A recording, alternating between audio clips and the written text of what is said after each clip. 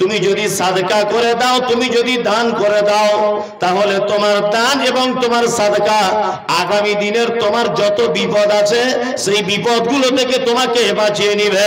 বন্ধুরে আমার, আল্লাহ তাআলা পবিত্র আল কোরআনের ভিতরে বলছেন, লান তানালুল বিররা হাত্তা তুনফিকু মিম্মা তুহিব্বুন। আল্লাহ বলছে অতক্ষণ পর্যন্ত কল্যাণে থাকতে পারবে না, অতক্ষণ পর্যন্ত কল্যাণ নেই যতক্ষণ না পর্যন্ত তোমরা তোমাদের প্রিয় বস্তুকে আল্লাহর রাস্তাতে দান না করবে। আল্লাহু আকবার। আপনাদেরকে একটা হাদিস শোনানো যাক। হাদিসটা হচ্ছে এই, আল্লাহর নবী জনাবে রাসূলুল্লাহ সাল্লাল্লাহু আলাইহি ওয়াসাল্লামের কাছে একটা লোক এসেছে, মাশাআল্লাহ, বেনামিতে 2000 টাকা এসে জিজ্ঞেস করছেন যে আল্লাহর নবী, উত্তম দান কি, উত্তম সাদকা কি? আল্লাহ রাসূল সাল্লাল্লাহু আলাইহি ওয়াসাল্লাম বলছেন, উত্তম দানই হচ্ছে সেই যে গরিব হয়ে যাবার ভয় করে আর ধনী হবার আশা করে, এই রকম দানই হচ্ছে উত্তম দানী। একটা কথা বলে রাখছি, শুনে রেখে দেন। গরিব তার সম্পদের সমস্ত সম্পদ আল্লাহর রাস্তায় দান করে দিতে পারে, কিন্তু একজন ধনী মানুষের পক্ষে সম্ভব নয়। ওই জন্য তো বলা হয়েছে যে একটা গরিবের থেকে, একটা ধনী মানুষের থেকে একটা গরিব মানুষ কত বছর আগে জান্নাত চলে যাবে? 500 বছর আগে। কারণ কি? দুজনেই জান্নাতে যাবে, দুজনেই। তবে কারণ কি? এ আগে যাবে, ও পরে যাবে কেন? আল্লাহ জানে। ধনী তোকে পৃথিবীতে কোটি কোটি কোটি কোটি টাকা দিয়ে দিয়েছিলাম, সব সুখ ভোগ করে নিয়েছিস, গাড়ি বাড়ি আরাম আয়েশ সবকিছু পেয়ে গেছিস। ওই জন্য এখানে তাড়াহুড়ো করবি না, সবার লাইনের পিছনে তোমার লাইন। আগে গরিব মানুষ যারা পৃথিবীতে পায়নি এরা ভোগ করবে, 500 বছর মজা করে নিবে, তারপরে তুমি আস্তে আস্তে আস্তে করে এসে জান্নাতের ভিতরে ঢুকবে। তার মানে বোঝা যায় যে একজন ধনীর থেকেও একজন গরিব মানুষ আল্লাহর দরবারে অনেকই উত্তম। আপনাকে আমি বলছি না যে আপনি 1 লাখ টাকা দান করুন। কোটিপতি মানুষ 1 লাখ টাকা দান করে যে নাকি পাবে, একজন রিক্সা চালক 20 টাকা দান করে একই নাকি পাবে, একই। মানে আল্লাহ টাকার অ্যামাউন্ট দেখছে না, পরিস্থিতি দেখবেন। ওই জন্যই তো যে নেকি কিয়ামতের দিনে কাউন্টিং করা হবে না, গোনা হবে না। নেকি কি করা হবে? ওজন করা হবে। নেকির যেমন ভারী এবং কমের হালকার ব্যাপার আছে, ঠিক তেমন এখানেও ভারী আর হালকার ব্যাপার আছে। একজন দুস্থ অভাবী মানুষের অল্পটাই হচ্ছে ভারী, একজন আমির মানুষ তার বিশালটাও হালকায় পরিণত হয়ে যাবে। বন্ধু যারা আপনারা এখানে বসে আছেন, আপনাদেরকে একটা চমৎকার হাদিস বলছি। হাদিসটা হচ্ছে এই, আল্লাহর নবী জনাব রাসূলুল্লাহ সাল্লাল্লাহু আলাইহি ওয়াসাল্লামের কাছে একটা লোক এসেছে, এসে বলছেন, আল্লাহর নবী, আমি জান্নাতে যাব, দয়া করে আপনি আমাকে জান্নাতের আমল বলুন, আমাকে জান্নাতের আমল বলে দেন তো। আল্লাহ নবী সাল্লাল্লাহু আলাইহি ওয়াসাল্লাম বলছেন, তা'বুদুল্লাহ, তুমি সর্বদাতে আল্লাহর দাসত্ব করবে, তার গোলামি করবে। আর নাম্বার 2, তুমি কখনোই যেন শিরক করে দিও না। নাম্বার 3, তুমি 5 ওয়াক্তের সালাতকে হেফাজত করবে। নাম্বার 4, তুমি কি করবে? তোমার মালে যদি যাকাতের নিসাব যদি লেগে যায়, তাহলে তুমি তোমার মাল থেকে আল্লাহর রাস্তায় যাকাত দিয়ে দিবে। নাম্বার 5, হে আল্লাহর নবী, আমি কি করব? বিশ্ব নবী বলছেন, মক্কা থেকে যাওয়া এবং আসার অর্থ যদি তোমার কাছে থেকে যায়, তাহলে তুমি একবার ঘুরে আসবে। এইটা তোমার 5টা কাজ। ছেলেটা চলে যাওয়ার সময়তে আল্লাহর নবীকে বলছেন, ও দয়ার নবী, আমি এর বেশিও করব না, আমি এর কমও করব না, আমি কি জান্নাতে যেতে পারবো? নবীজি বলছেন অবশ্যই পারবে। বন্ধুরা আমার, 5টা কাজের ভিতরে একটা কাজ রয়েছে। কি কাজ? না, তোমার মালের যদি নিসাব চলে আসে তাহলে তুমি তোমার মালের যাকাত দিয়ে দাও। মালের যাকাত দিয়ে দাও। একজন ধনী মানুষ, আল্লাহ তাকে অনেক মাল দিয়েছে, অনেক মাল, যাকাত দেয় না, অথচ বিভিন্ন জলসাতে মাদ্রাসাতে এসে কি করে? দান করে। করে না? করে। কারণ এই সমস্ত জায়গায় দান করলে অনেক মানুষ জানতে পারবে, একটা নিজের ভালো লাগবে যে আমি এত টাকা দিয়েছি, তাই না? এইরকম মনে থাকলে থাকতে পারে, কিন্তু যাকাতের সময় তার মাইক ব্যবহার হয় না। ওটা রমজান মাসে বাড়িতে বসে বসে দুস্থ মানুষদের মাঝখানে বিলি বন্টন করতে হয়, কেউ দেখতেও যায় না তেমন ভাবে। যাকাত দেওয়াটা খুব ইমানদারির ব্যাপার, কারণ কেউ লোকজন জানাজানি হয় না। কিন্তু এখন যদি এইখানে আমি 1 লক্ষ টাকা দান করি, এলাকার সব মানুষ জানতে পেরে যাবে যে মমতাজুল ইসলাম 1 লক্ষ টাকার দানি। এটা খুব বাহাদুরি কাজ, তাই না? নিজেকে মনে হয়, কিন্তু আদৌ এটা বাহাদুরি নয়। বাহাদুরি তুমি তোমার মালের যাকাত দিয়ে দাও। যাকাত দেওয়ার পরে যদি জলসাতে কিছু দান করো, তাহলে এই দানের বিনিময়ে তোমার থাকার জায়গা জান্নাত। যাকাত দেওয়া নেই, ওই মাল যদি তুমি দান করো 10 পয়সাও দাম নেই, কারণ আল্লাহ তাআলা বলেছেন আমি নিজে পবিত্র, আমি পবিত্রতাকে পছন্দ করি, গ্রহণ করি। যাকাত নেই মালের, মাল অপবিত্র। আমাদের অধিকাংশ দানির, ওই জন্য তো আল্লাহ নবী সাল্লাল্লাহু আলাইহি ওয়াসাল্লাম বলেছেন যে কিয়ামতের দিন এক শ্রেণীর দানিকে দেখতে পাওয়া যাবে, তাকে টেনে হিচড়ে তাকে জাহান্নামে নিয়ে যাওয়া হচ্ছে। কারণ কি? এই কারণে দান করেছিল যে মানুষ তাকে দানি বলে ডাকবে। এরকম আছে কি আছে না? আছে কি আছে না? আছে। খুব বিনীত অনুরোধ, বর্তমান বাজারে এই সমস্ত জায়গাগুলোতে, অর্থাৎ এই শিক্ষা প্রতিষ্ঠানে আপনি আপনার অর্থ ব্যয় করুন, অবশ্যই ব্যয় করুন। বর্তমানে দিনী শিক্ষার অবস্থা খুবই খারাপ। যদি এইগুলোকে যদি টিকিয়ে রাখতে না পারেন, তা আগামী জেনারেশন দেখবেন ইসলামিক ব্যাপারে অন্ধ হয়ে ঘুরবে। ঘুরবে না? ঘুরবে। সব জায়গাতেই বলি, সব জায়গাতে দেখছি মসজিদগুলো একদম চিকচক ঝিকঝাক। সব মসজিদে এসি লাগানো, মার্বেল পাথর লাগানো, হ্যাঁ আছে না নেই? বিশাল রং চং ইত্যাদি আছে না নেই? আছে। আর মসজিদ চালাবে কে? দায়িত্ব পালন করবে কে? ইমাম সাহেব, তাই তো? তা ইমাম সাহেব যে জায়গাটায় তৈরি করা হয়, ইমাম ছাড়া একটা মসজিদের কোনো মূল্য আছে? বলুন। মসজিদের মেন সৌন্দর্য কি? ইমাম। তা ইমাম যেখানে তৈরি হয়, যেখানে মানে মাল রেডি হচ্ছে, এই জায়গাটার নাম কি? মাদ্রাসা। আগে এই জায়গাটা ঠিক করুন, তারপরে মসজিদে এসি লাগাবেন। মসজিদে বিশাল সৌন্দর্য, অথচ কোরআন শিক্ষার ব্যবস্থা নেই। হ্যাঁ, কোরআন শিক্ষার ব্যবস্থা নেই। জুম্মার পরে ইমাম সাহেব উঠে বলছে যে মার্বেল পাথরটা বাকি আছে, কেউ দিবে? তা সাইফুল ভাই হাত তুলে দিয়ে বলছে সব আমি দিয়ে দেবো, 3 লাখ টাকা খরচা, আমি একাই দিয়ে দেবো, কোনো অসুবিধা নেই। ওই লোকটা কি বলুন, যে মসজিদে বাচ্চাদের স্পেশাল কোরআন মাজিদ পড়ানোর জন্য একটা হাফেজ রাখা হবে। আপনি তো কোটিপতি মানুষ, তা মাসে অন্তত আপনি 3000 টাকা করে এই হাফেজ সাহেবকে দেন, ও জীবনে রাজি হবে না। যান করুন, রাজি হবে না। মানুষ কত পদ্ধতিতে যে জীবন যাপন করছে আল্লাহ ছাড়া কেউ জানে না। বাড়িতে ভিখারি জীবনে ভিক পায় না, 1 টাকাও ভিখারিকে ভিক দেয় না। অথচ ইমাম সাহেবের যেদিন পালা বা ইমাম সাহেবের খাবার দাওয়াত, সেদিন জিজ্ঞাসা করতে যাচ্ছে কিসের গোশ দিয়ে খাবেন? খাসির আনবো না দেশি না গরু? ইমাম সাহেব বলছে যেটা আপনার ভালো হয় করুন। বলছে না, আপনি বলুন না। বলছে তাহলে খাসি আনুন। মানে ও শিয়ানা লোক, ও জানে যে ফকিরকে দিলে তো অ্যাডভার্টাইজ যাবে না, কিন্তু ইমাম সাহেবকে দিলে যদি জুম্মার দিনে বলে খাসির গোশ দিয়ে ভাত দিয়েছে অমুক লোক, অ্যাডভার্টাইজ হবে। কি বলছি বুঝতে পারছেন না? ও অ্যাডভার্টাইজ ইয়ের জন্য ইমাম সাহেবকে জিজ্ঞেস করতে যাচ্ছে কি দিয়ে ভাত দেবো, অথচ দরজায় ফকির মিসকিন হাঁটু কেড়ে দিয়ে বসে আছে, 1 টাকা ভিক পায় না। অবশ্য দিনাজপুরে এরকম লোক নেই, আমাদের ওদিকে আছে।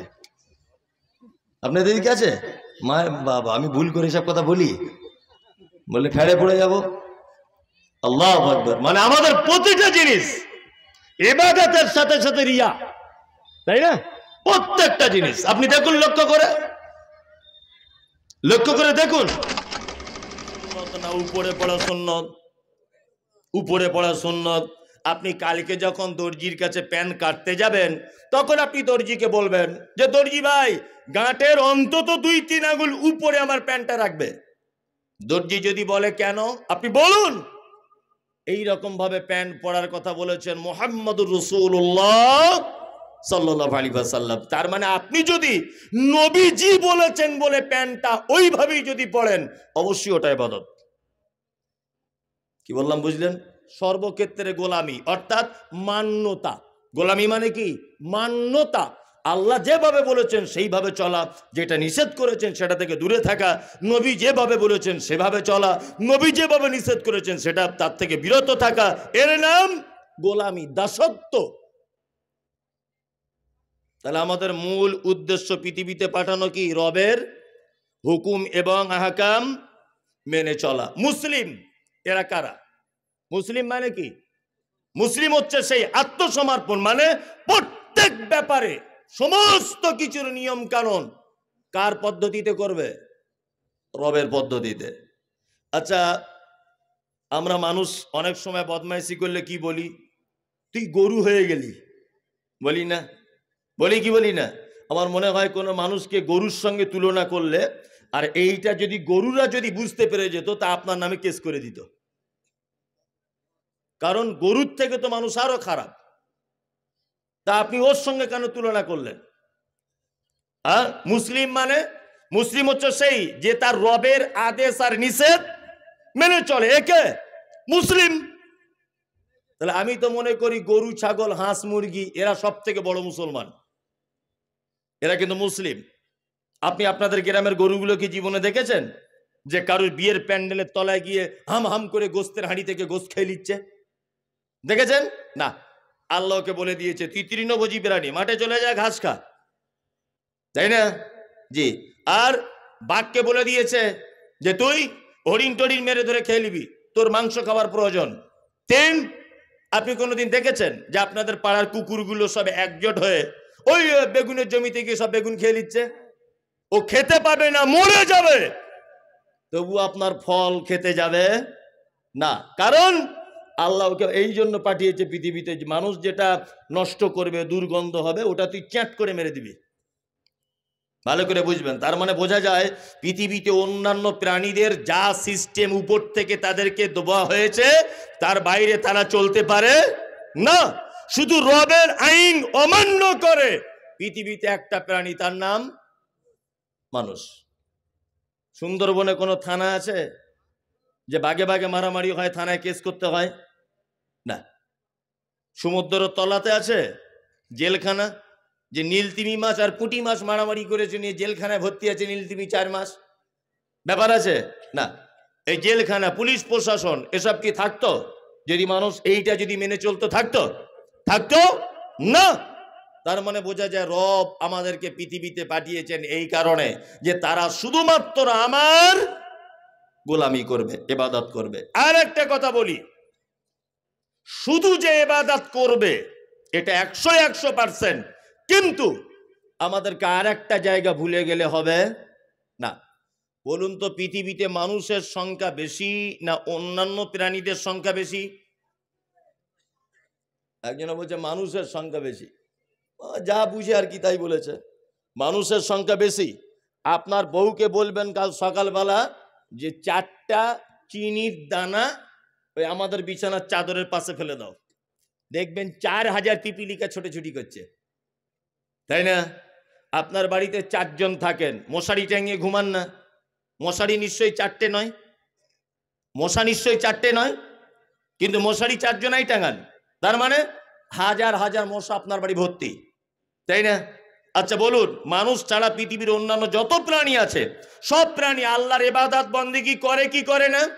ইউসাব্বিহু লিল্লাহি মা ফিস সামাওয়াতি ওয়া মা ফিল আরদ। আসমান জমিন জলস্থলে পাহাড় পর্বতে যে যেখানে যে অবস্থায় যেভাবে আছে তারা সবাই আল্লাহকে ডাকে। আমরা হয়তো ভাবি শিয়াল হুক্কা হু বলছে মানে হয়তো কানছে না, এমনও হতে পারে ও হুক্কা হু মানে আল্লাহকে ডাকছে। মোরগ ভোরবেলাতে কুহু কুহু করে ডাকে, আমরা হয়তো ভাবি তার খিদা পেয়েছে না, হতে পারে সে তার ভাষাতে আমার আল্লাহকে ডাকছে। আপনার অন্যান্য গরু হুম্বা বলে ডাকছে ভোরবেলাতে, আমরা মনে করি মনে হয় খিদার জ্বালায় ডাকে, তা নয়। হয়তো এরকম হতে পারে সে তার রবকে নিজের ভাষাতে ডাকছে। আল্লাহ বলছেন ইউসাব্বিহু লিল্লাহি মা ফিস সামাওয়াতি ওয়া মা ফিল আরদ। সারা পৃথিবীতে জমিনে আসমানে পাহাড় পর্বতে যেখানে যেভাবে যারা আছে তারা সবাই আমাকে ডাকে। ডাকে কি ডাকে না? ডাকে। ফেরেশতারা আল্লাহকে ডাকে ডাকে। তা আমি একটা কথা জানতে চাইছি যে ফেরেশতারা আল্লাহর ইবাদত করে, হাঁস মুরগি গরু ছাগল আর সমুদ্র তলার কোটি কোটি কোটি কোটি প্রাণী আল্লাহর ইবাদত করে, করে না? এতেও আল্লাহর মনোভূত হলো না। আমার আপনার মতো এই যে চোর গুন্ডা 2 নম্বরই পরে টাকা মেরে খাওয়া এইসব লোকগুলোকে পাঠানো হলো কেন? ওরা তো 24 ঘন্টা ইবাদত করছে, তা আমাদের পাঠানো হলো কেন? আসলে আমাদের দ্বারাতে আমার রব যে কাজটা করবেন এই কাজ পৃথিবীর অন্য কোনো প্রাণীর পক্ষে সম্ভব নয়। আল্লাহ তাআলা পবিত্র আল কোরআনে বলেন লিইযহিরাহু আলাদ-দীনি কুল্লি। পৃথিবীতে মানুষকে পাঠানোর দ্বিতীয় উদ্দেশ্য হচ্ছে এই, সারা পৃথিবীর সমস্ত মতদর্শ, সমস্ত নিয়ম কানুন, সমস্ত পদ্ধতি, সমস্ত বিধান তার থেকে কোরআনের বিধান শ্রেষ্ঠ, আমার ইসলাম শ্রেষ্ঠ, এইটা প্রমাণ করার জন্যে বান্দা পৃথিবীতে তোমাদেরকে পাঠানো হয়েছে। যেটা গরুর পক্ষে সম্ভব নয়, ছাগলের পক্ষে সম্ভব নয়, হাঁস মুরগির পক্ষে সম্ভব নয়। তাহলে আমাদেরকে পাঠানো হয়েছে কি? সারা পৃথিবীর সমস্ত নিয়ম কানুন পদ্ধতির থেকে ইসলাম শ্রেষ্ঠ এইটা প্রমাণ করার জন্যে পৃথিবীতে মানুষকে পাঠানো হয়েছে। এইবার আপনাকে একটা কথা বলি, আচ্ছা ইসলাম কি সত্যি শ্রেষ্ঠ? শ্রেষ্ঠ ইসলাম? শ্রেষ্ঠ নয়। ইসলাম যে কত শ্রেষ্ঠ সত্যি আপনি অবাক হবেন। আমি একটা তথ্য আপনাদেরকে দিচ্ছি, শুনে রেখে দেন। এক, মানে এগুলো যখন পড়ি আর কি তখন অবাক হই, ইসলাম কত সাবলীল, কত সত্য, কত চিরন্তন একটি জীবন ব্যবস্থা এবং কত বিজ্ঞানসম্মত। আল্লাহ নবী সাল্লাল্লাহু আলাইহি ওয়াসাল্লাম বলেছেন গাঁটের উপরে কাপড় পরো, বলেছেন না? হ্যাঁ। চিকিৎসা বিজ্ঞানীরা বলছেন মানুষের গাঁটের এই জায়গাটায় এক রকমের একটা হরমোন জমা হয় তার শরীরের।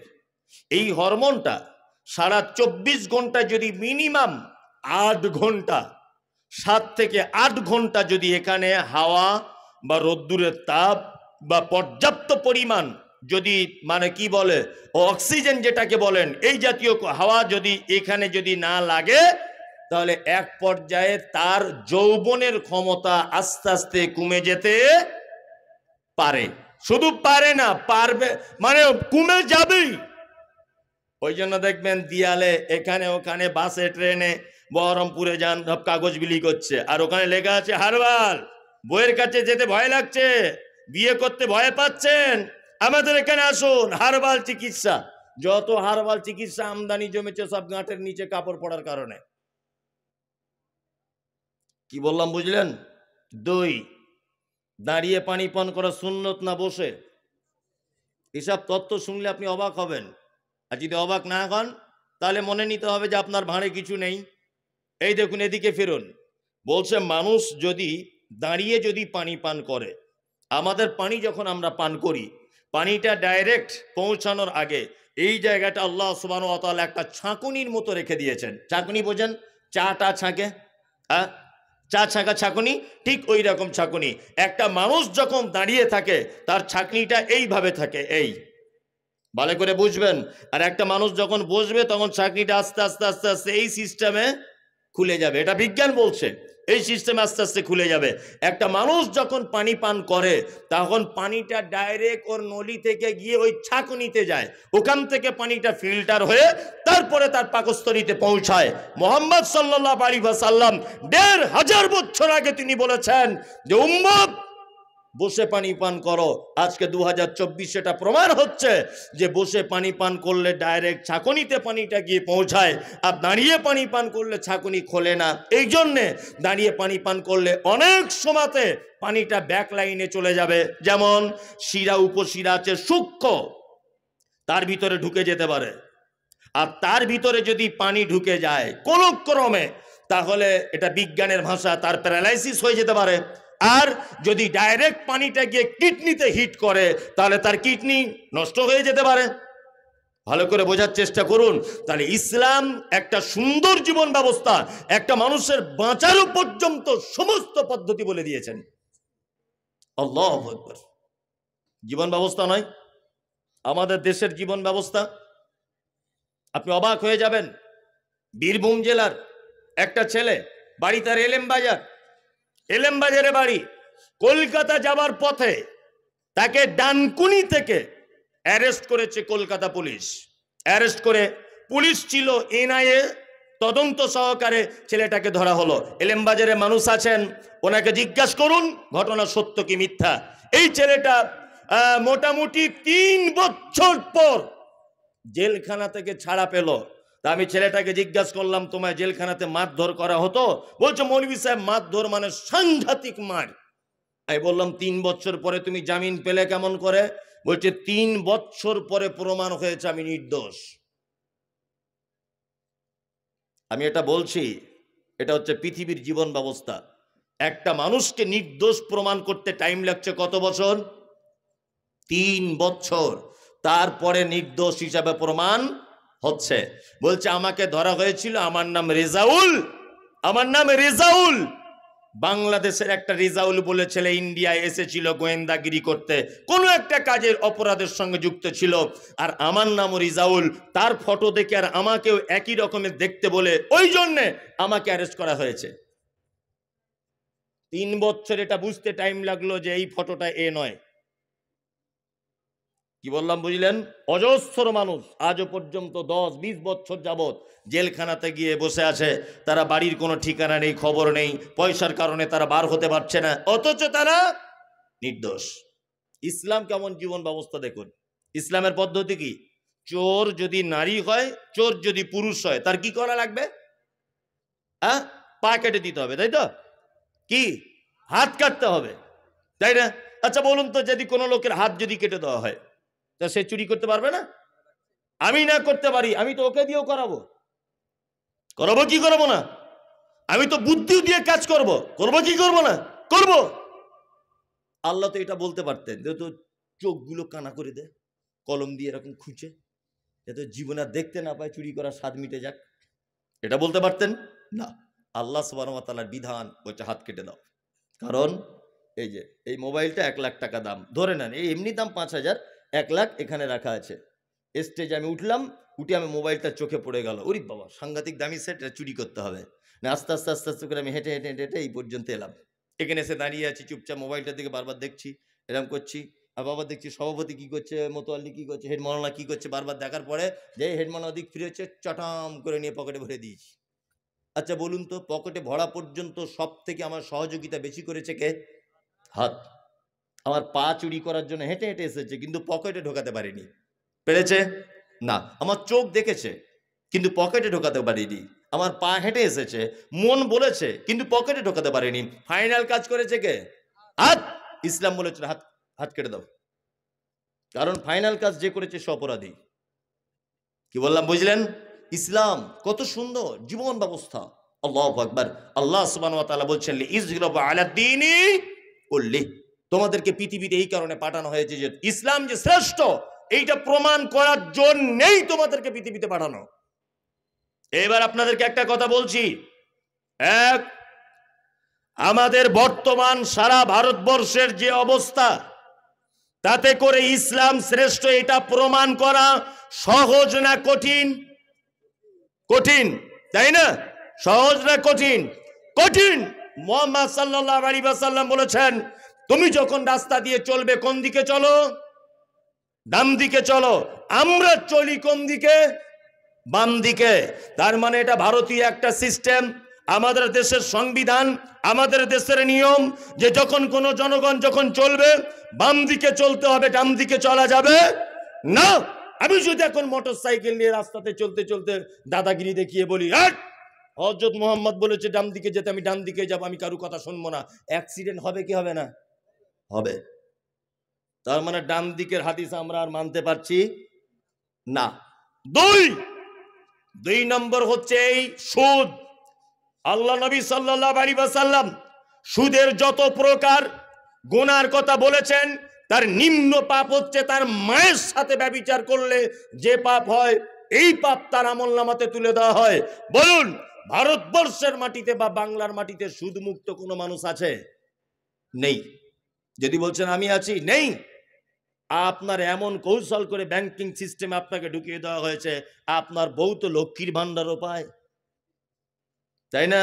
তার মানে যেমন হোক করে, আমি লক্ষ্মীর ভান্ডার সুদ এটা বলিনি, আমি বলছি অ্যাকাউন্ট আছে মানে 10,000 টাকা 1 বছর ধরে জমা করে রেখেছেন, 10,000 টাকা তো সুদ হয়।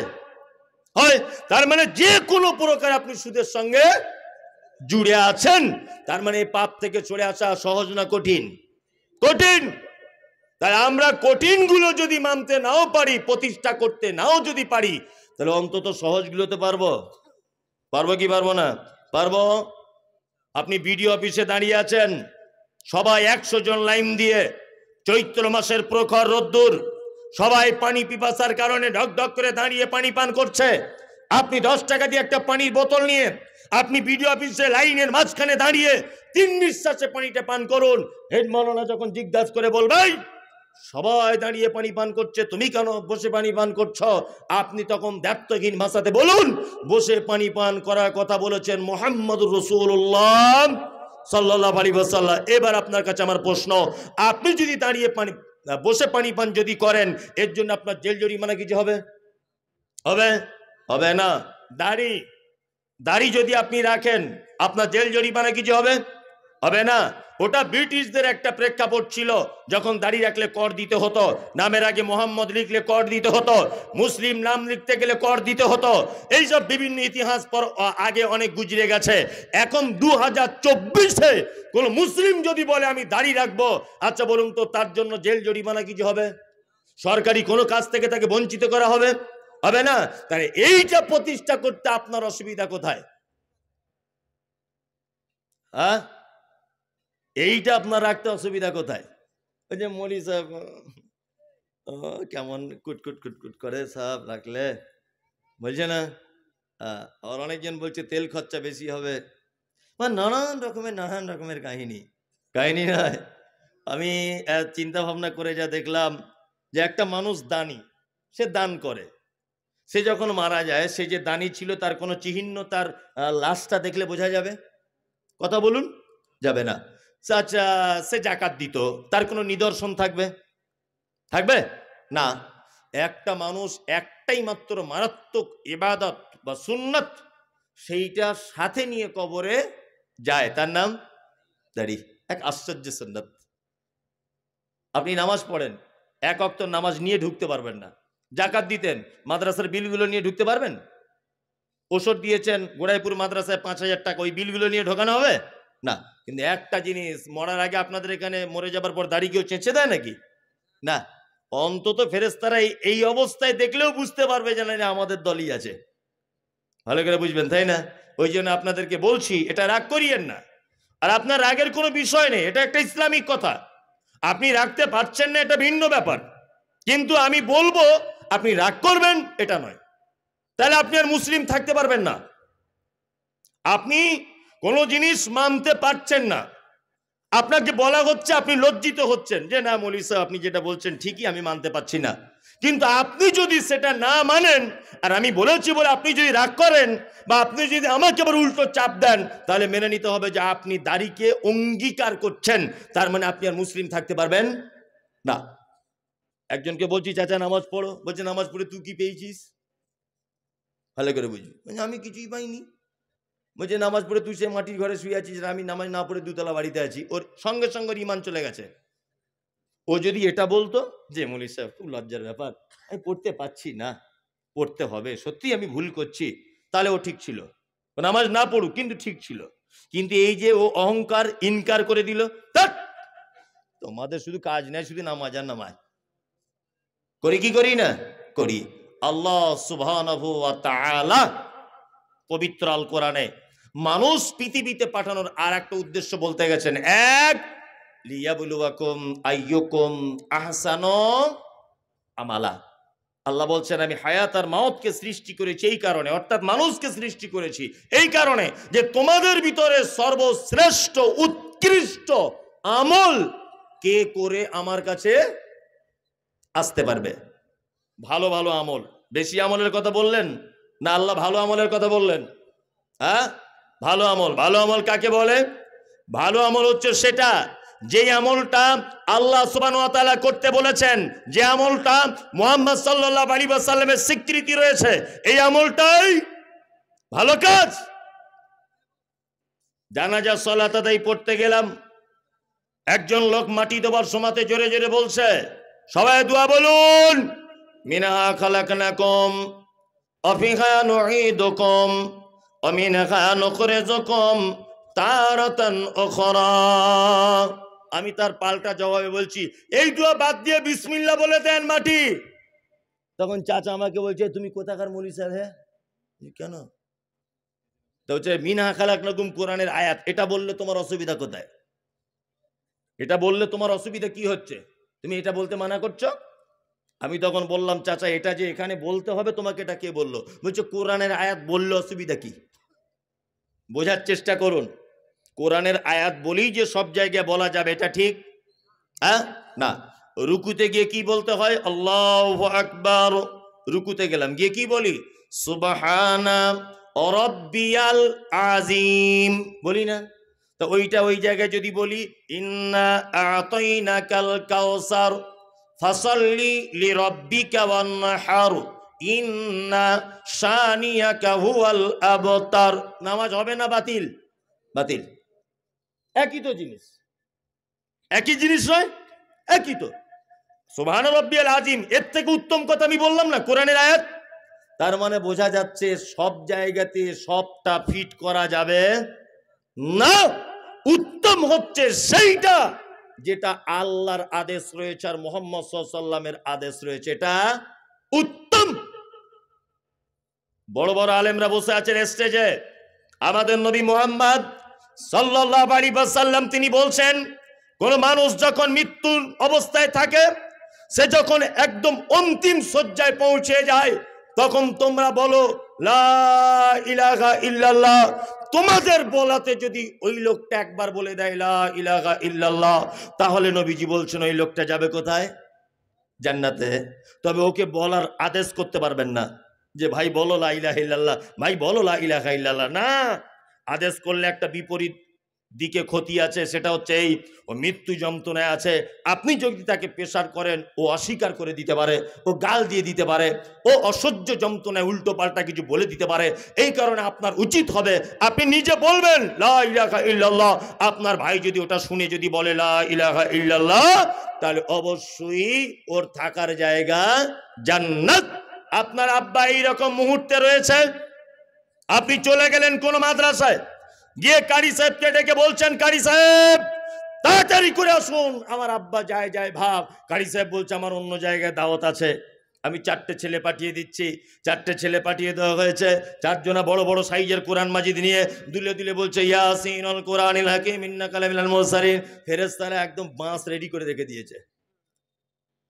তুই কোথা পেলি ইয়াসিন? এখন ইয়াসিন এটা কোরআনের একটা সূরা, তাই না?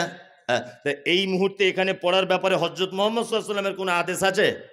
আছে। তার মানে এটা ভালো কাজ না খারাপ কাজ? অবশ্যই খারাপ কাজ।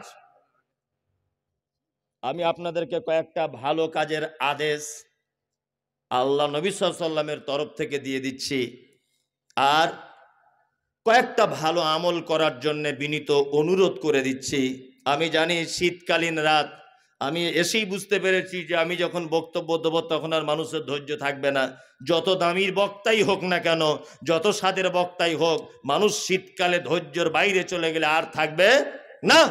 তারপরেও যারা আপনারা আছেন টুকটুক টুকটুক করে শুনে নেন, আমি 2-5টা কথা বলে দিই। এক, ভালো কাজ বলে দিচ্ছি, আমল করবে ইনশাল্লাহ? হ্যাঁ ইনশাল্লাহ আমল করবো তো ইনশাল্লাহ। এক, আল্লাহ নবী সাল্লাল্লাহু আলাইহি ওয়াসাল্লাম বলেছেন, হাক্কুল মুসলিমি আলাল মুসলিমি খামসিন রাদ্দুস সালাম। এক মুসলমান আর এক মুসলমানের উপরে 5টা হক। আর একটা রওয়ায়াতে এসেছে 6টা, তা আমি 5টারটা বলছি। এক, কোন মুসলিমের সঙ্গে দেখা হলে তুমি বলবে কি, আসসালামু আলাইকুম। আচ্ছা, এইটা বলতে গিয়ে পয়সা খরচা হলো, অথচ 10টা নেকি পেয়ে গেলেন, তাই না? আমি শুনেছি আপনার ছেলে নাকি ইংলিশ মিডিয়ামে পড়ছে, আলহামদুলিল্লাহ, ভালো জিনিস।